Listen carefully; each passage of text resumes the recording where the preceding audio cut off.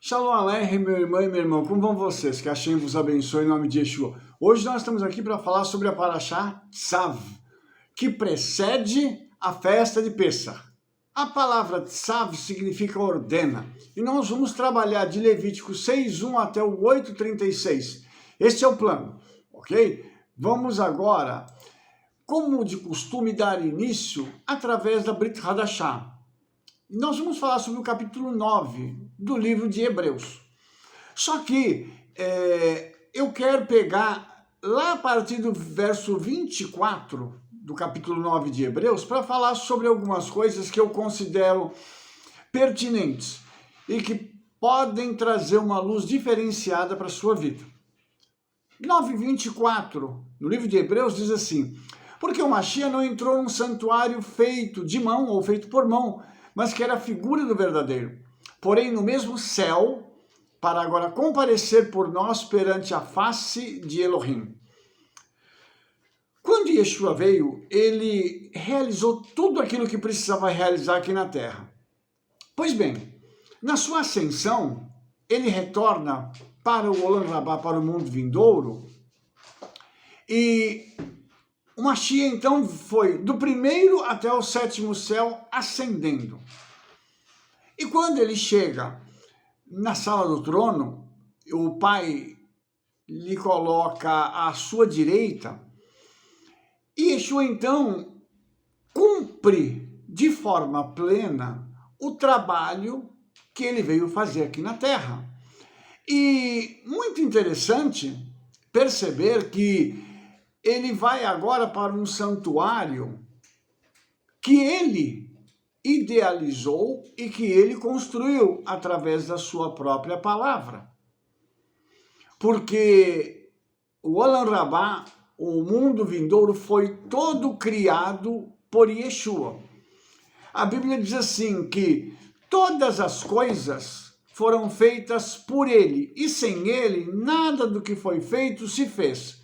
E o Rabino Shaul começa dando uma lista de tudo aquilo que ele fez.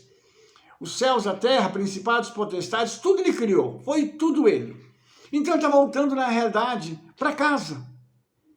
E quando ele volta vitorioso, ele volta como eu disse para você, com a missão cumprida. E o livro de Hebreus diz assim: nem também para que a si mesmo se oferecer muitas vezes como um sacerdote que cada ano entra no santuário com um sangue alheio.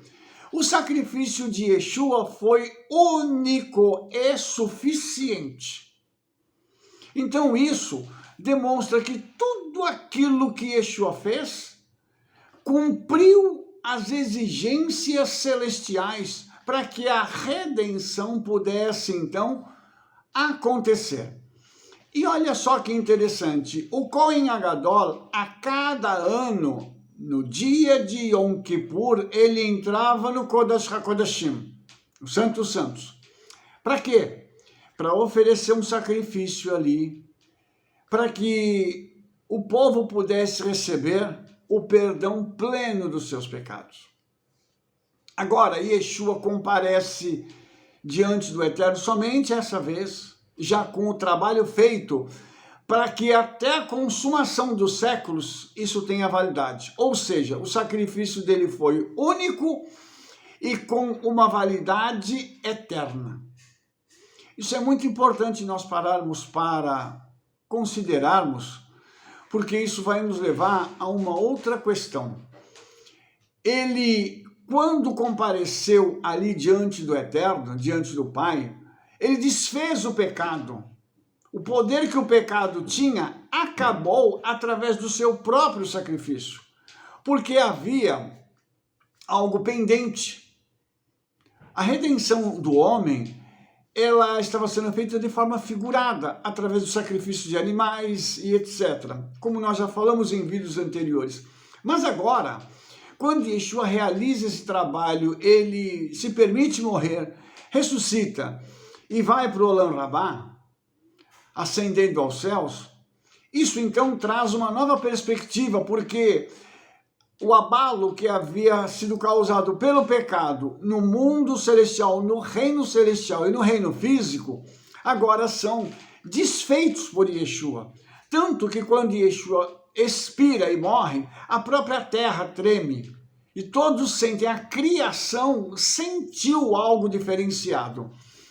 E eu digo isso porque eu reputo que no momento da morte de Yeshua, houveram instantes de tristeza nos céus. Mas a terra sentiu porque o Criador havia morrido. E aqui tem uma coisa interessante, não dá para a gente falar sobre esse assunto de forma mais extensa, mas a terra sentiu. A terra sentiu tudo o que aconteceu.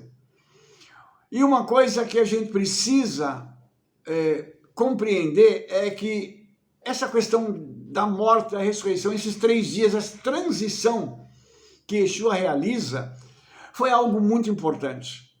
Porque nesse meio tempo, ele pôde, então, acertar os detalhes finais da redenção, arrancando o poder de Hassatã. Porque é óbvio que esse poder tinha que ser devolvido para Yeshua no momento da sua ressurreição. Ele não poderia continuar nas mãos do adversário. Então, quando Yeshua morre e ele desce o corpo dele lá daquela estaca de execução em Jerusalém, mais 2 pessoas morrem. 2 homens anônimos. E ambos tinham cometido crimes passíveis de pena de morte. E Yeshua morreu inocente, no centro. Interessante que a figura central daquele momento, daquele sacrifício, era inocente e os demais culpados. Mas houve entre os culpados um deles que se arrependeu. E o arrependimento trouxe àquele homem, naquele instante, a salvação. E Yeshua diz uma coisa muito interessante para aquele homem. Ele diz assim: hoje mesmo ainda estarás comigo no Gan Eden. Alguns traduziram isso como paraíso. Nós sabemos hoje que o Gan Eden está no 3º céu. De um lado o Gan Eden e do outro o inferno. Então, olha que coisa interessante. Quando a alma desse homem vai embora, e Yeshua, então, escolta esse homem até o Gan Eden, enquanto o outro é escoltado pelos demônios para o inferno.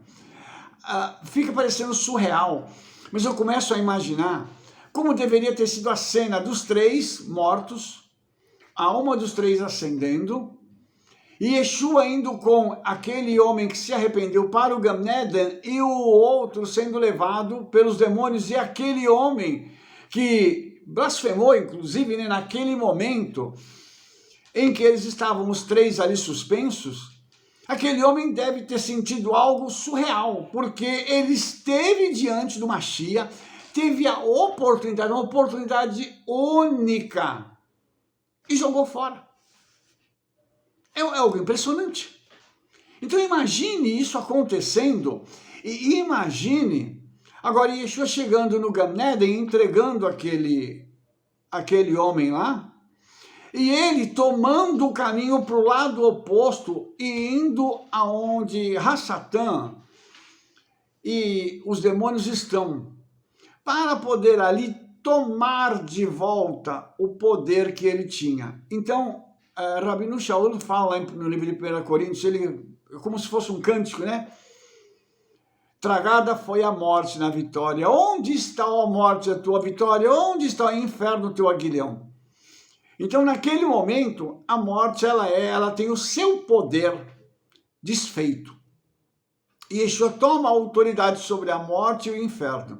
Então, hoje, nós podemos garantir que Hassatã não manda nem no lugar onde ele mora, onde ele vive, que é o inferno. Até ali, ele não tem autoridade plena.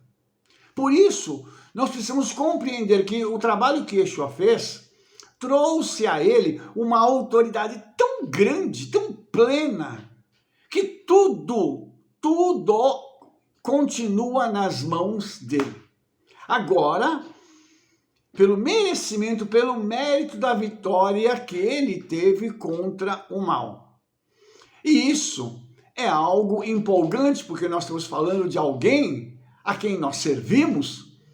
Eu posso dizer para você que nós estamos servindo a pessoa certa. servir a Yeshua é um privilégio. E nesse caso é algo maior do que somente um privilégio. É também a única saída para que nós possamos, na eternidade, estar sendo recepcionados nos céus e podermos nos reconectar com a nossa origem. E Yeshua é o único que pode fazer isso. Vamos deixar isso bem claro. Agora, tem um versículo que eu quero dividir com os irmãos aqui e quero fazer um comentário de algo que eu ouvi há uma semana atrás, aqui nas redes sociais. Hebreus 9, 27 diz assim: e assim como aos homens está ordenado morrerem uma vez e depois disso o juízo. Todos os homens precisam morrer uma vez e depois disso vem o juízo. O texto é muito claro. E eu ouvi, a semana passada, uma pessoa falando que a Brit Hadashah tem muitos erros. E um erro é esse aqui. Porque ele dizia assim, e as pessoas que ressuscitaram? Então não está errado. A Bíblia não tem razão, a Bíblia é um livro não exato. Ele falou uma outra palavra, mas eu não vou repetir aqui, né? E aí eu começo a me preocupar com a educação. Porque a gente percebe que nem ler a pessoa sabe. Ela não está falando de uma ressurreição dos mortos, em que a pessoa é participante de um momento de milagre. Como foi com Eliezer? Como foi com a filha de Iair, né, a filha de Jairo? Então, quando a gente vê isso acontecendo, aí a gente começa a se preocupar. Fala assim, o que esse povo vê na escola? Precisa voltar para a aula de português, porque aqui está dizendo que a vida humana, ela tem começo, meio e fim, e depois disso, acabou. Ela não vai ter uma segunda vida, não vai ter uma coisa que o pessoal chama de reencarnação. Os irmãos entenderam? Quando eu falei de Eleazar ali atrás, é Lázaro, tá? Só para esclarecer aqui, agora que eu estou me lembrando, porque de vez em quando a gente fala as coisas e não... tem gente que não entende. Então, para entender, é Lázaro e a filha de Jairo, tá? Os dois ressuscitaram. Então, só voltando aqui, não tem reencarnação. O homem, ele vai ter a sua vida, ele tem as oportunidades aqui para que esta pessoa, este homem, esta mulher, este ser humano possa se reencontrar com a verdade, reencontrar com Yeshua e seguir no caminho até o dia de sua morte. Porque não é só encontrar Yeshua. Porque uma vez salvo, não é salvo para sempre, não, eu tenho que persistir no caminho. Não adianta eu começar a trilhar o caminho de Yeshua e depois abandonar. Não é assim. Nós temos que, conforme a palavra diz, desenvolvermos a nossa salvação. E não só isso. A Bíblia diz que nós temos que persistir até o fim. Isso significa que vão vir lutas, vão vir problemas, nós vamos passar por situações terríveis, mas aqueles que resistirem receberão o prêmio. E olha só o que o escritor diz no último verso desse capítulo 9, no verso 28, ele diz assim, assim também o Mashiach, havendo sido oferecido uma vez para tirar os pecados de muitos. De muitos quem? Daqueles que se propuserem a andar com ele. Ele não vai tirar de todos? Não, porque o resto da humanidade não vai querer isso. Você entendeu isso? Os muitos que vierem vão ser perdoados por Yeshua, mas os restantes não. Vão continuar em pecado e vão continuar morrendo e indo para o inferno. Infelizmente, essa é uma dura realidade, tá? E que ela está aqui patente, clara, denunciada aqui no livro de Hebreus. Depois disso, ele diz assim, e aparecerá a segunda vez sem pecado aos que o esperam para salvação. Aqui tem uma coisa bem legal, porque está falando sobre o arrebatamento. Nós estamos aguardando Yeshua para consumar a nossa salvação. Nós estamos salvos, mas é necessário haver a consumação, o fechamento do processo de salvação, para que nós não tenhamos mais nenhum temor de perdermos aquilo que nós já conquistamos. Então é necessário o zelo agora da gente continuar trabalhando para manter a nossa salvação, fugindo do pecado, fugindo do mal e buscando a todo custo trazer mais pessoas para o conhecimento de Yeshua. E olha só que interessante, esse verso fala de pessoas que o esperam, porque tem gente que não espera mais Yeshua. A gente ouve muita coisa, a gente já ouvia no passado, mas com as redes sociais ficou uma coisa assim absurda, né? E hoje nós ouvimos nas redes sociais até que tem gente de igreja que não espera mais. Ah, não vai vir mais não? Ele prometeu, mas não vai vir não. Ah, Yeshua vai voltar? Não, vai vir não. Então, essa é uma realidade que nós vivemos no nosso mundo. Mas nós o aguardamos com ansiedade, uma ansiedade boa, sabe? Aquela coisa gostosa de falar assim, esfregar as mãos e dizer assim, é um dia a menos. Hoje, por exemplo, é um dia a menos que eu estou esperando para ele vir me buscar. E é um dia a menos para todos aqueles que esperam por ele. Porque nós estamos aguardando a vinda do nosso Senhor, a vinda do nosso Mashiach Yeshua, guardando a palavra dele, obedecendo o Torá, orando, jejuando e a todo momento nos colocando à disposição dele. E o que significa isso? Isso significa que eu posso realmente, a qualquer momento, ser surpreendido pela morte. Por isso nós temos que andar sempre com tudo certinho. Para quê? Para que a nossa vida, então, possa ser resgatada de forma definitiva por Yeshua. Você entendeu? Então, esse capítulo 9 de Hebreus, esse final desse capítulo, mostra coisas assim extraordinárias. Mostra o quanto a Bíblia é clara no que diz respeito a isso. E quando eu digo claro, irmãos, eu estou falando de algo que está muito claro em português, até em português. Se a gente pegar o texto hebraico, está mais claro ainda, mas só no português. Esse texto já está muito explícito, nos mostrando o quê?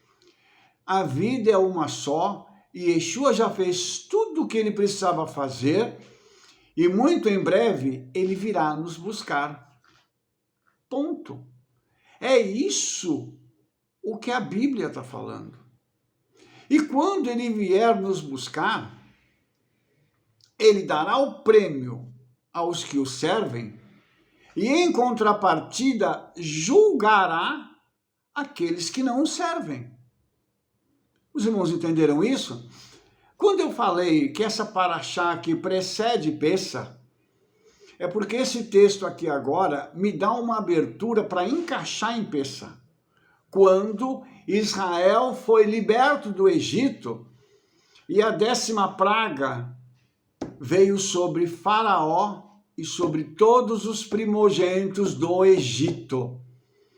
Enquanto uma nação festejava o seu nascimento, a outra nação chorava a morte dos seus primogênitos. O que vai acontecer aqui? É a mesma coisa.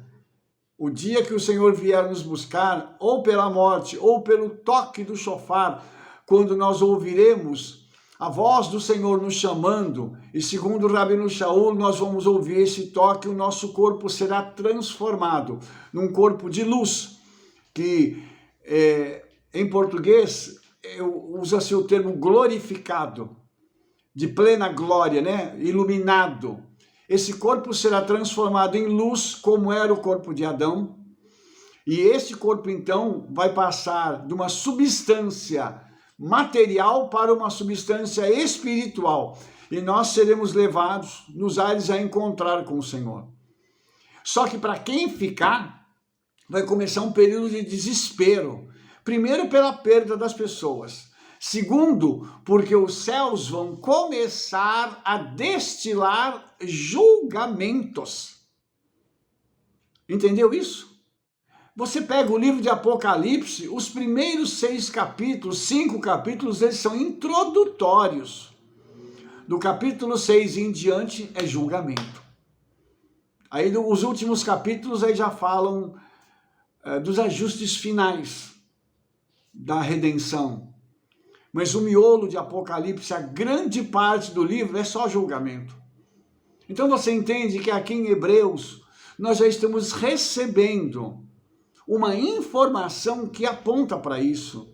E também tem uma coisa muito interessante, porque a Haftará, que é a conexão com os profetas, ela fala de Juízes. Ela nos joga lá para Juízes, capítulo 7, a partir do verso 21, quando nós temos Gideão, né, com aqueles 300 homens, né, que eles vão batalhar contra os midianitas e vão vencer os midianitas. Ou seja, o que nós temos aqui na Haftará? Uma conexão com a Brit Hadashah. O julgamento que virá após a vinda de Yeshua, ele é preconizado aqui por Gideão e os seus 300.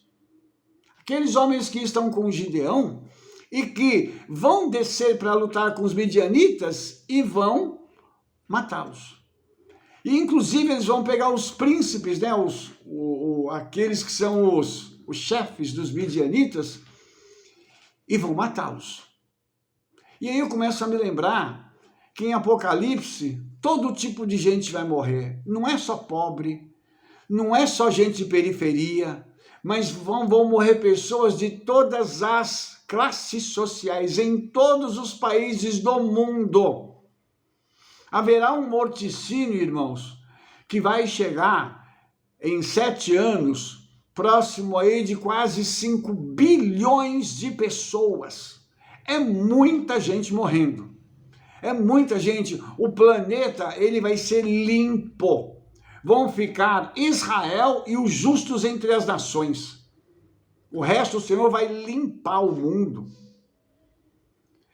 Todos aqueles que não servem ao Senhor, você pode esperar, eles vão ser eliminados da terra. Entendeu? Então, isso é preconizado aqui por Gideão e aqueles que estão com ele. Você vai ver que o Senhor, ele vai fazer uma faxina geral na terra. E isso é uma coisa muito boa. Por quê? Porque o Senhor tem dado oportunidade para a humanidade. Quantos sinais nós temos visto? Quantas pessoas estão morrendo por amor ao Senhor? Nós temos, irmãos, em países da África, da Ásia, pessoas morrendo por amor a Yeshua. Na Europa já começou a perseguição. Então tudo está acontecendo. Por quê? Porque pessoas estão se levantando para falar sobre o nome de Yeshua. Para dizer que o amam e que querem pregar a palavra dele para advertir a humanidade sobre o que está por vir. A boca dos profetas tem se aberto para avisar a humanidade sobre isso. As pessoas não estão querendo ouvir. Profetas estão sendo mortos. E as pessoas não estão querendo ouvir. Então, vamos parar para considerar algo. As pessoas estão escolhendo o seu destino. Dentro da nação de Israel, tem gente ruim que está morrendo. E vai morrer mais. Judeu não é só tudo gente bonzinho, não. Tem gente ruim no meio.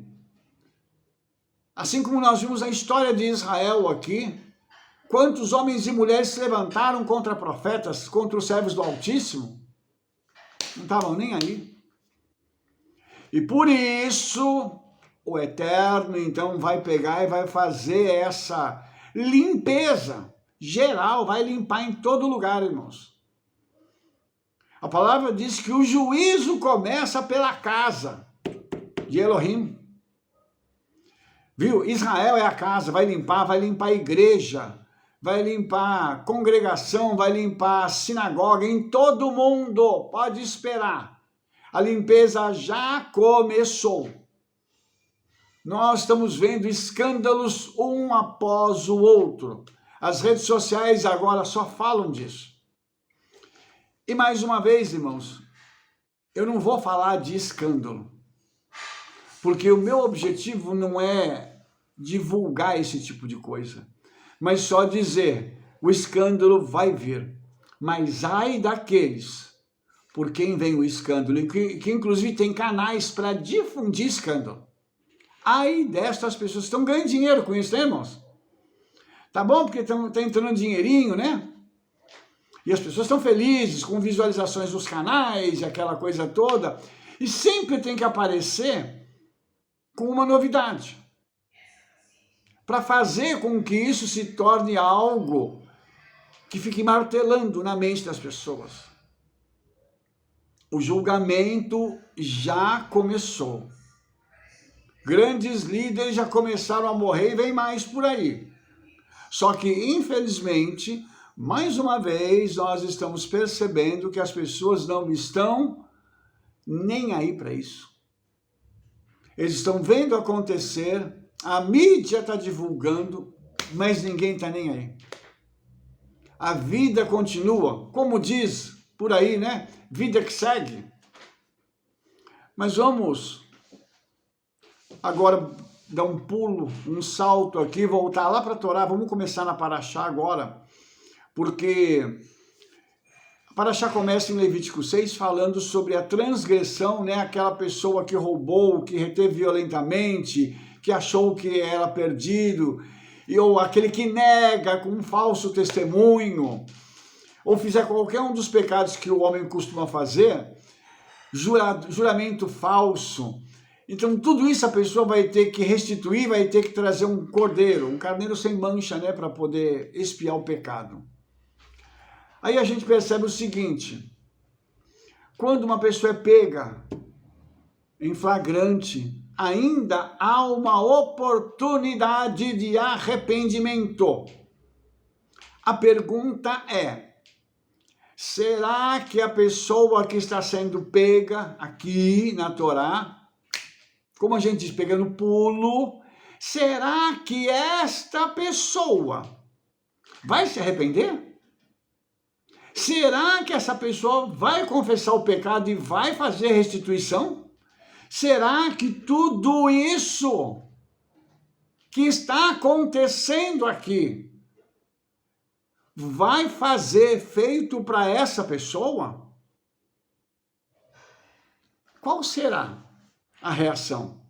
Então aqui não tem isso, nós não sabemos. O que a Torá diz é que há um altar pronto, o sacerdote está pronto, precisa trazer o sacrifício e o pecador junto para que haja a remissão de pecados. E o altar, amados, abrir um parêntese sobre o altar ele está sempre pronto, porque aqui no livro de Levítico, no capítulo 6, o verso 13, né? Deixa eu encontrar o texto de novo aqui. Diz assim, o fogo arderá continuamente sobre o altar, não se apagará. O altar, o lugar de sacrifício está sempre disponível. Ou seja, a hora que o pecador desejar se arrepender, há um altar para ele colocar o seu sacrifício. Então, isso é muito importante, porque o altar já está preparado. Mas e nós? Confessamos o nosso pecado? E nós nos arrependemos? E nós estamos indo até esse altar para que nós possamos levar o nosso sacrifício? E na paraxá passada eu mostrei que Esse sacrifício agora são as nossas orações. Então, a questão é, eu estou fazendo isso? Eu estou indo para diante do Eterno, diante de Yeshua, e falar assim, Senhor, eu pequei, me perdoa. Eu sei que o altar aí na eternidade está pronto. Eu estou me arrependendo, Senhor, me ajuda. A pergunta é, nós estamos fazendo isso? Porque se não confessar o pecado, não houver arrependimento, não vai haver remissão do pecado, porque o sangue já foi derramado. O sacrifício já foi feito. Ao contrário do que acontecia aqui na Torá, que o pecador tinha que levar o sacrifício, agora o sacrifício já foi feito. O pecador teve uma das etapas cumprida já por Yeshua. Agora o pecador não precisa mais levar o sacrifício, mas ele precisa das outras etapas, que são óbvias, que nós precisamos cumprir. Ok? Então não adianta a gente achar que, não, agora já está tudo bem. Não tem nada bem, nós precisamos nos arrepender, sabe? Nós precisamos nos arrepender disso. E precisamos mudar de vida. E de novo, irmãos, a gente começa a ver o seguinte, o que está acontecendo com a igreja, o que está acontecendo com as congregações messiânicas, com as sinagogas? Tanta coisa acontecendo, tanta barbaridade, que a gente fica assim estupefato. Quando a gente fica sabendo de alguma coisa, é óbvio que a gente não vai sair falando para todo mundo. Mas misericórdia, estão acontecendo escândalos que ainda não estouraram. Coisas que já estão ocorrendo, pecados graves, mas ainda não se tornaram públicos. Por isso, ainda há chance de arrependimento. Antes que isso exploda, a chance de arrependimento. E Yeshua está esperando o meu arrependimento e o teu. Os portões do arrependimento nunca se fecham. Ou seja, a gente está pronto para isso. Mas aí, e eu quero isso? Eu quero olhar e falar assim, eu estou pecando. Eu preciso agora mudar de vida. Ou não. Misericórdia. Então, irmãos, existem coisas que a gente precisa fazer. Precisa fazer, sabe? E existem situações na Torá as quais nós temos que considerar como aquelas coisas que apontam para o futuro, sabe? Elas apontam para o futuro. E o nosso futuro pode ser como? Pode ser um futuro glorioso, mas pode também não ser um futuro tão bom. Então, os sacrifícios eles foram instituídos para tudo isso aí. Tem um sacrifício que ele foi instituído na Torá só para agradecer. Você acredita nisso? Que alguém, o ofertante ia diante do sacerdote, não com a cabeça baixa, mas com um sorriso. E chegava para o sacerdote já olhava e dizia assim, o que aconteceu? Aí ele dizia, eu quero contar uma bênção para você, sacerdote fulano de tal, aconteceu isso. Ele oferecia um xelamim, ele, parte desse sacrifício ficava com ele, que ele ia comer, ele comprava 40 pães, sentava em algum lugar em Jerusalém, junto com as pessoas que tinham vindo com ele, para poder comer e partilhar de toda a alegria que ele estava sentindo. E quando alguém passava e falava assim, que monte de pão é esse? O que está acontecendo? Aí a pessoa falava, senta aqui, pega um pão, pega a carne e eu vou te contar um milagre que eu recebi. E outras pessoas iam sendo contaminadas pelo testemunho daquele homem ou daquela mulher. Isso a gente não faz mais hoje. A gente não, né? Porque nós fazemos na congregação. E pergunte para os irmãos lá da congregação como é o nosso Shelamim. É um momento maravilhoso, é um momento glorioso. Eu mesmo, ano passado, fiz muito Shelamim. Praticamente eu fiz 12, todo mês eu fiz um. E aí a pergunta é, Rabino, você recebeu 12 bênçãos? Não, teve mês que eu entreguei o meu Shelamim, fizemos um jantar festivo, um almoço festivo, sem eu ter recebido a bênção. Só que no decorrer do mês não veio uma bênção, veio muito mais. Então eu não posso falar que eu recebi 12 bênçãos. Eu recebi foi muito mais do que isso. Então o Shelamim, ele tem, pela Torá, 4 situações especiais nas quais a pessoa precisa oferecer um Shelamim. O primeiro, se ela estava seriamente doente e se recuperou. Nossa, saúde! Saúde não tem preço, vamos oferecer um sacrifício, um Shelamim para o Senhor. Vamos pegar aqui, vamos fazer um almoço festivo, vamos convidar os irmãos da congregação e vamos todo mundo almoçar e bem dizer o nome do Senhor pela cura daquela pessoa. Outra, se atravessou um deserto em segurança. Naquela época, a viagem por terra, ela era algo que não tinha garantia de que a pessoa voltaria. Hoje também não tem. Às vezes sai com o carro, sofre um acidente.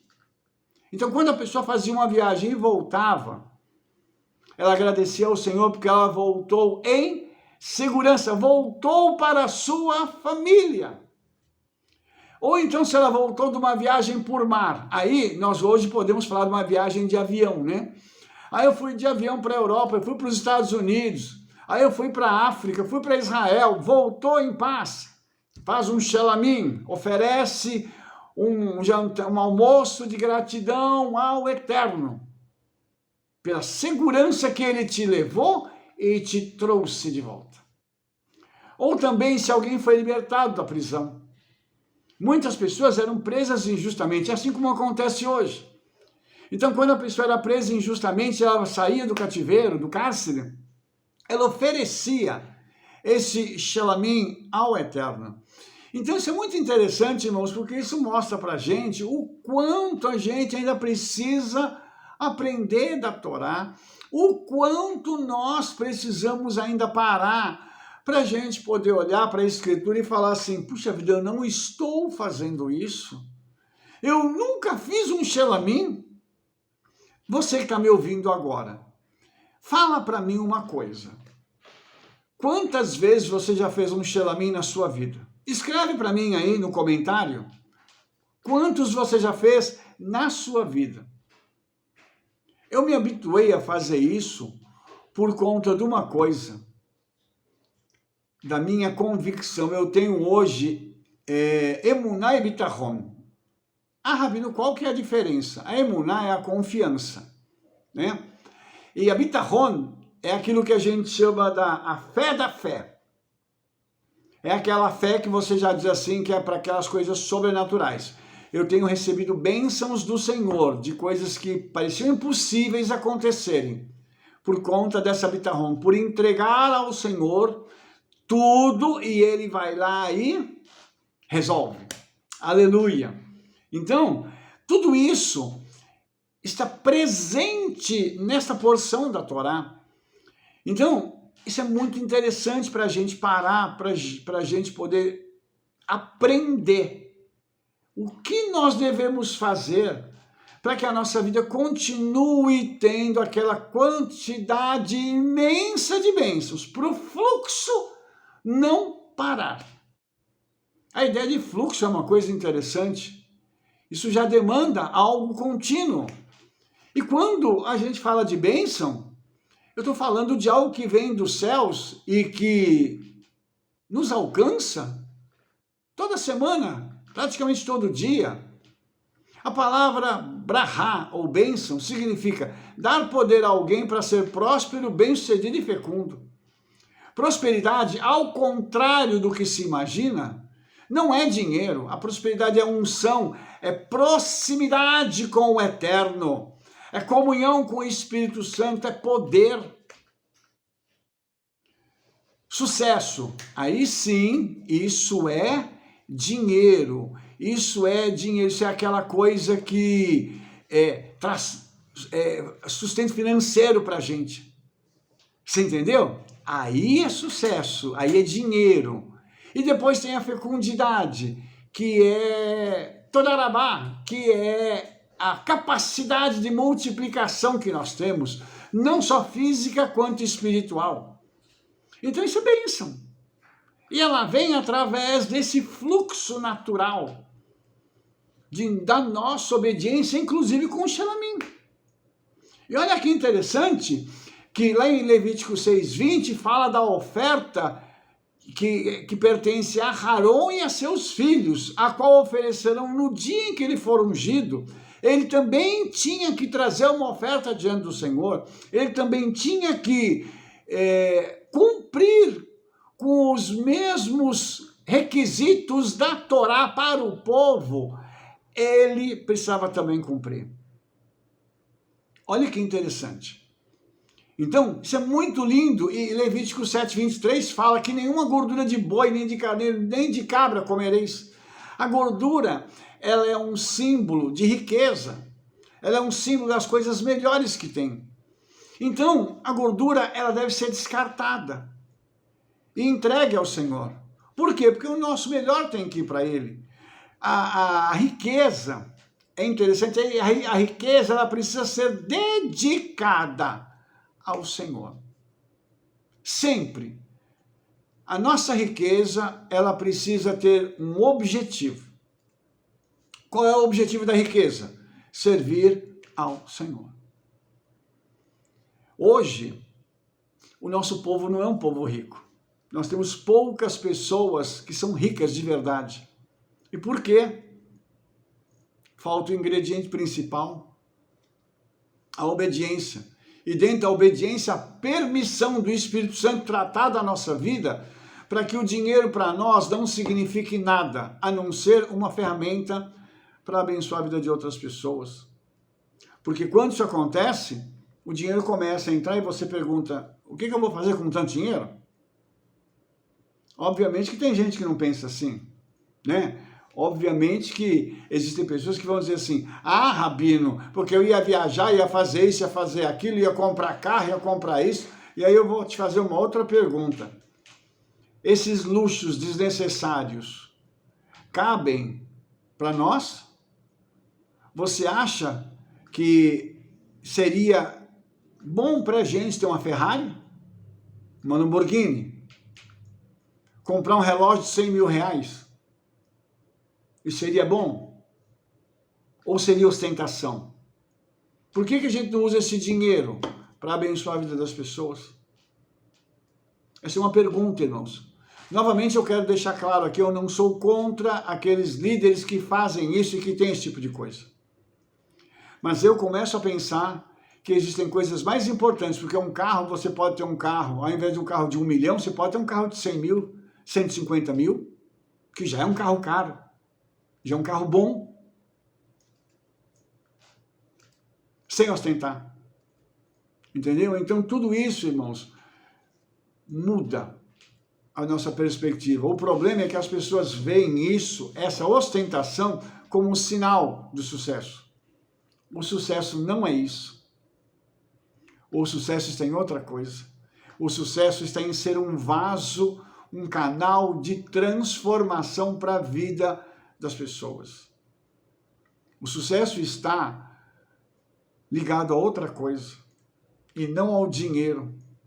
Então tudo isso fala para mim e para você o seguinte, que nós precisamos ter uma mente transformada, misericórdia, para que nós possamos enxergar as coisas como o Senhor enxerga e podermos desfrutar da vida. Eu não estou dizendo que você não pode desfrutar a vida, você pode sim. Pode sim. E você deve desfrutar a vida, mas a gente tem que ter uma medida para isso.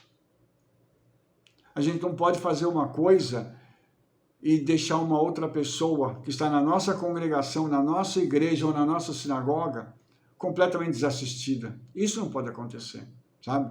Isso não pode acontecer. Então a gente tem que ter cuidado com isso. Misericórdia. Então vamos falar agora sobre sangue, né? Rapidamente, só para a gente poder caminhar já para o final dessa drachá, né? Dessa pequena explicação. É uma introdução a Paraxá. Levítico 7,26 diz: e nenhum sangue comereis em qualquer das vossas habitações, quer de aves, quer de gado. Irmãos, o sangue, ele é uma coisa muito interessante, porque o sangue, ele carrega a vida, o DNA daquela criatura. E também, segundo os nossos sábios, ele carrega toda uma herança genética. E no caso do homem, está ligado com a sua ancestralidade. Está ligado com os seus antepassados. E existem pessoas, por exemplo, que têm certas ações e atitudes que começaram lá atrás com os seus antepassados e aquela pessoa faz aquilo de forma automática, sem planejar. Por quê? Porque é algo que vem no DNA daquela pessoa. Entendeu? Então isso é uma coisa muito séria. Então quando a gente fala do sangue, nós estamos falando do sangue dos animais que estão sendo mortos, ou para oferecer o pecado, que era lá no caso deles o sacrifício, ou nós, em nossos dias, para o consumo. Isso significa que a carne que for consumida por nós, ela precisa ser uma carne que seja cacherizada. E existe um processo muito simples de cacherização para se tirar o sangue em excesso da carne, que é pegar uma tigela, colocar água nela, coloca a carne, ela tem que estar mergulhada, ou seja, a carne tem que estar toda dentro da água, e coloca sal. O sal vai drenar aquele sangue excessivo.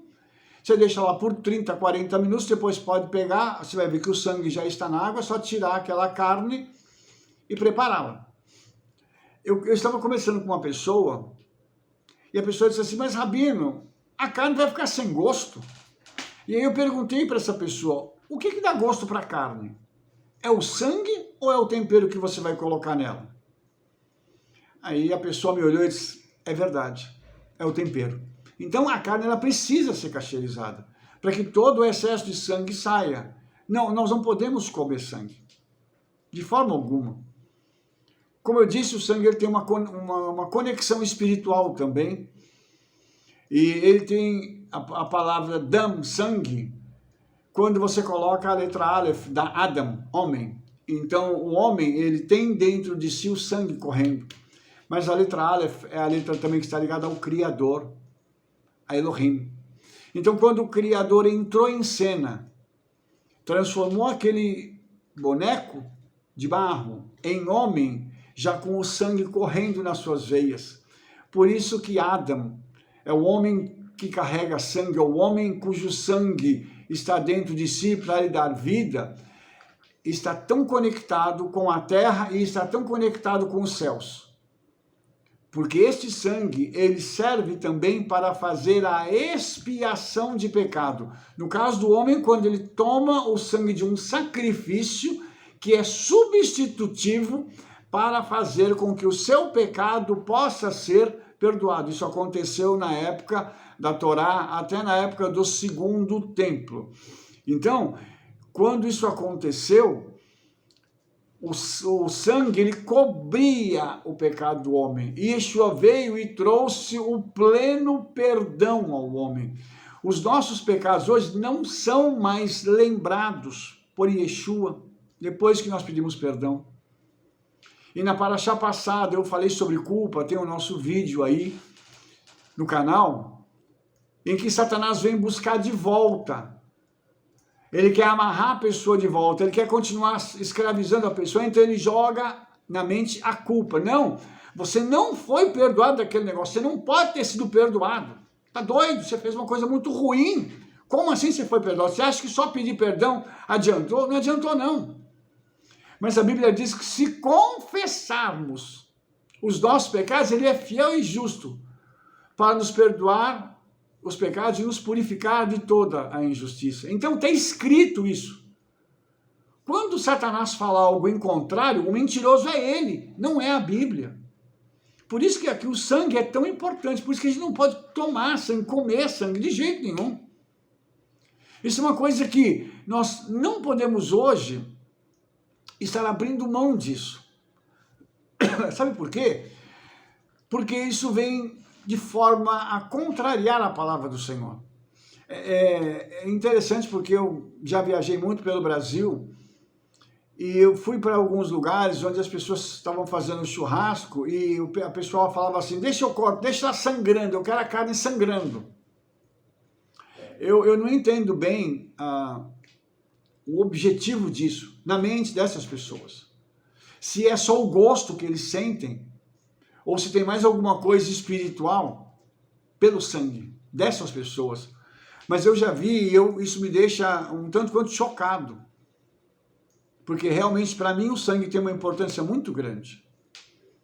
E o sangue ele tem uma propriedade, no caso de Yeshua, uma propriedade salvífica, que é incontestável.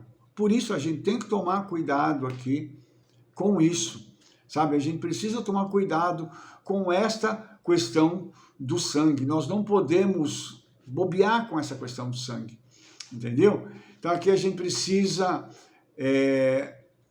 tomar realmente uma postura da gente pensar o seguinte, o que eu vou fazer agora? Porque você já tem informação, você já sabe o que não pode. Qual vai ser a tua postura daqui por diante? Fica a dica aí para a gente poder agora ter uma ação positiva em relação a isso. Não é verdade? Então, depois disso, eu quero falar assim rapidamente sobre a consagração de Aharon e os seus filhos, porque nós tivemos uma cerimônia que durou lá 7 dias, onde eles ficaram no tabernáculo antes da inauguração, para que eles pudessem então se familiarizar com tudo que estava acontecendo. E essa cerimônia, ela foi chamada de Miluim, tá? Que é uma cerimônia de consagração sacerdotal. Então, quando isso aconteceu, Moshe e Aharon, né? Quando foi feita a morte do cordeiro, né? Para que pudesse ser feita a consagração dos sacerdotes, Moshe, como profeta, toma o sangue e põe sobre a ponta da orelha direita de Aharon, o dedo direito da mão e o dedo polegar do pé direito, mostrando o seguinte, que esse sangue haveria de purificar aquilo que Aharon estaria ouvindo. Os ouvidos dele, tanto físicos quanto espirituais, estavam sendo desbloqueados pelo sangue do cordeiro. As suas mãos, o que ele recebe e o que ele dá, agora estavam debaixo da unção, da libertação do sangue do cordeiro. E os seus pés, que falam dos caminhos pelos quais eles andavam, também havia essa mesma libertação. Lembrando que a única coisa que não tinha nas vestes sacerdotais eram sapatos. Porque os sacerdotes pisavam no chão. E por que eles pisavam no chão? Para que, apesar da honra que eles tinham e que eles carregavam sobre si, eles tinham que lembrar quem eles eram. Ainda servos do Eterno e servos de toda a congregação de Israel. Os irmãos entendem isso? Uma lição de humildade para aqueles que estão investidos do ministério. A nossa vida tem que ser uma vida humilde, a nossa postura tem que ser uma postura de humildade. O que nós ouvimos tem que ser purificado. O que nós pegamos ou damos para as pessoas tem que passar por esse mesmo processo. E os caminhos nos quais nós andamos tem que ser caminhos de santidade. E é interessante porque a palavra, o verbo andar é halach em hebraico, da onde vem um outro termo que é halahá, que é o código que rege, né, as normas de conduta dentro do judaísmo, nos ensinam o seguinte, que o andar dos sacerdotes, dos irmãos, tem que ser um andar judaico. Ou seja, nós temos que nos portar como judeus. Nós temos que falar como judeus. Nós temos que orar como judeus e pensar como judeus. Nós não podemos fugir deste padrão para que nos tornarmos aceitos por alguém. O processo de assimilação com Israel foi um processo doloroso, porque muitos judeus se assimilaram e passaram a ter condutas iguais às condutas de uma pessoa no mundo secular comum. E isso não é possível, não é aceitável, porque hoje o judeu não tem mais cara, o judeu ele não tem postura, e o judeu ele pode ter qualquer tipo de judaísmo. Hoje se escolhe o tipo de judaísmo que se quer viver, dada as divisões que existem no judaísmo. Por isso, nós precisamos ter um andar judaico, uma conduta, um modo de vida que nos conduz à presença do Mashiach através da nossa obediência. Vou falar de novo isso. Eu só posso estar perto do Senhor, ou caminhando na direção dele, se este caminhar estiver conectado com a obediência. Por isso, Aharon aqui está recebendo uma unção de sangue, e depois o Moshe vai pegar o azeite da unção e vai fazer a mesma coisa na orelha, no dedo do polegar direito da mão e no dedo do polegar direito do pé, para falar sobre essa mesma expansão que a unção com o azeite vai trazer. Por isso, ele santifica Aharon, seus filhos e as suas vestes. E as vestes demandam quem nós somos. Porque a veste sim fala de quem nós somos. Ela é um sinal externo da nossa vida. As pessoas, elas hoje também nos julgam pelas nossas vestes. E às vezes julgam errado. Porque eles olham para a aparência e julgam pessoas com uma boa aparência como se fossem os melhores.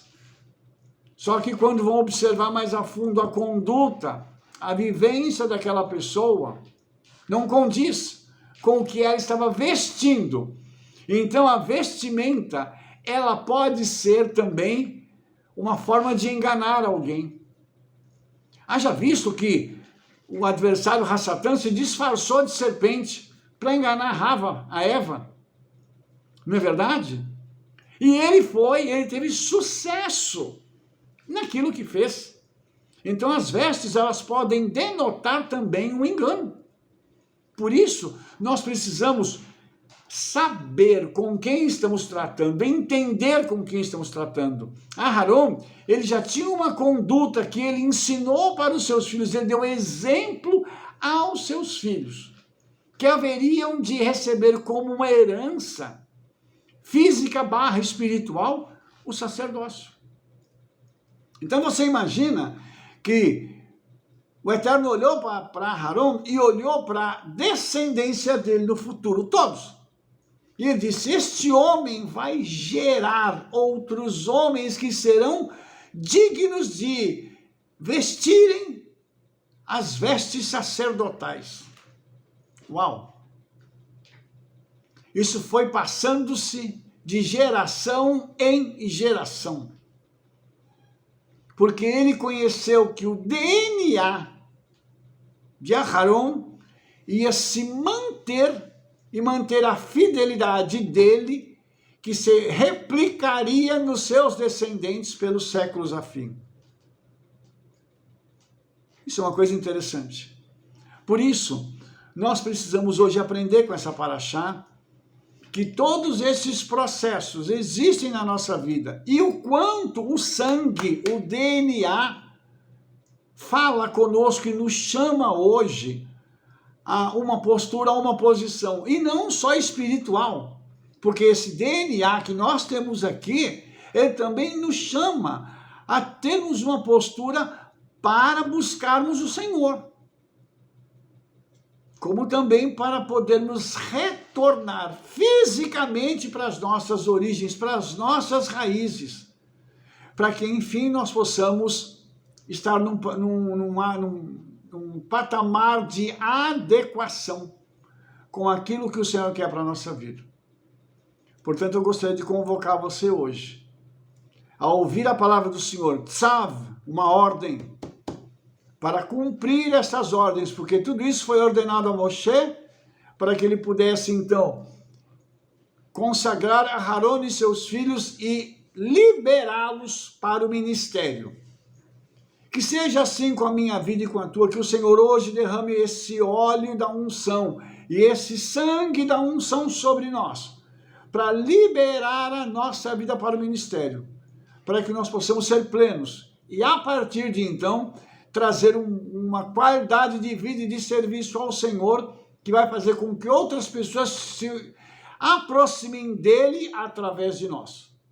Que assim seja e que isso se cumpra em nossas vidas, em nome de Yeshua Mashiach, o Rei de Israel. Amém? Se você gostou desse vídeo, dê um like aí, favorite, clique no sininho para você receber todas as nossas recomendações, espalhe para todo mundo o nosso trabalho. Nos veremos no nosso próximo vídeo. Shalom, shalom, Shavua Tov, Toda Rabá, Beshem Yeshua Mashiach, amém, amém.